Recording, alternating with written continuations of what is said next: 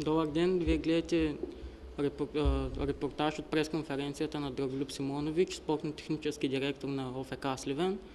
Той ще говори за края на есенния полусезон и представянето на отбора, както и за селекцията, кои футболисти ще стръгнат и ще има ли нови.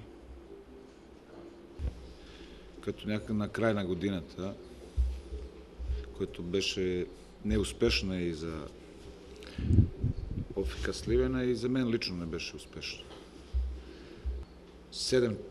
Седем от футболистите, които са до сега били в отбора, няма да са повече, не са освободени, но с всеки от тях съвсем приятелски, нормално уважиха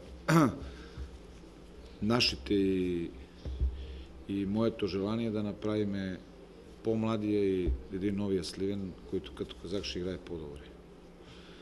Да не объркам сега точно имената.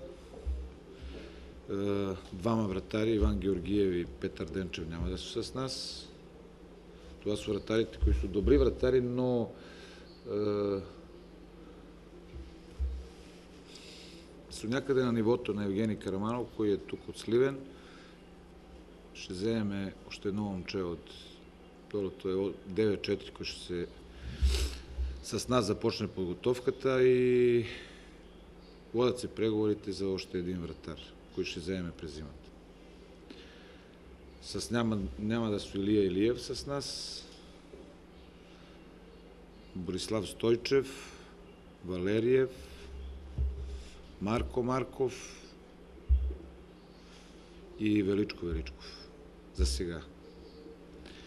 Има още една група футболисти, на които не да ще бъде даден шанс, него аз съм тук, които аз ги не познавам достатъчно добре, но тук съм колко 37-8 дена, които с нас ще започнат подготовката. Искам още малко да поработя с тях и да видя дали могат да бъдат футболисти, които през пролета ще направят всичко възможно да покажат да могат следващата година да бъдат част от отбора на Сливен, които ще играят да имат цели следващата година. За нови футболисти започнали сме разговорите, аз горе-доле за сега имам някакви, с Данчо сме си говорили, на едно и също сме мнение и като програмата за пролета, и за селекция, и за това кои футболисти няма да нам трябват през пролета. Не да няма да нам трябват, но всеки от тях е добър футболист, но ще взимаме 100 на футболисти, които очакваме след 6-7 месеца да бъдат основните футболисти. Сега ще вам казвам целта. Целта е 2011 година. Сливен да играе вторник, сряда или четвъртък. Але не приятелски срещи.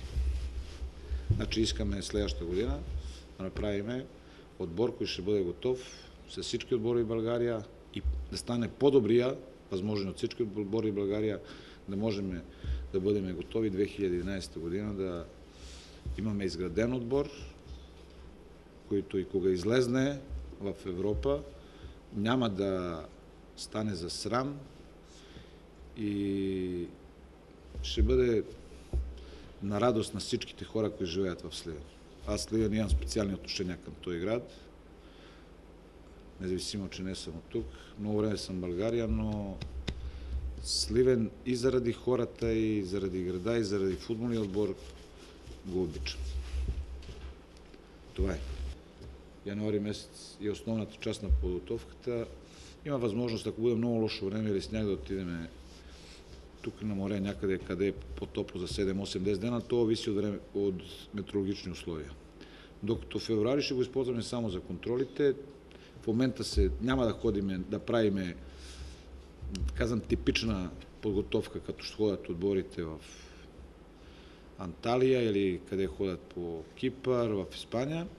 Ще отидем дал в Гърция, дал в Турция, дал в Румъния или в Сърбия, да изиграем 4-5 силни контроли срещу силни противници. Ама само срещу силни противници. Няма да ходим да играем. Със сигурност подготовка няма да бъде контролите с Любимец или не говоря нищо лошо, като споменявам Раднево, Любимец или Нова Загора, но на тия млади футболисти, на той новия отбор ще ни трябва много загуби, ще трябва да играят срещу много по-силни отбори, да бъдем готови за това, какво искаме лято да направим. За Спорт новини Щеря Атанасов и Наско Куртев.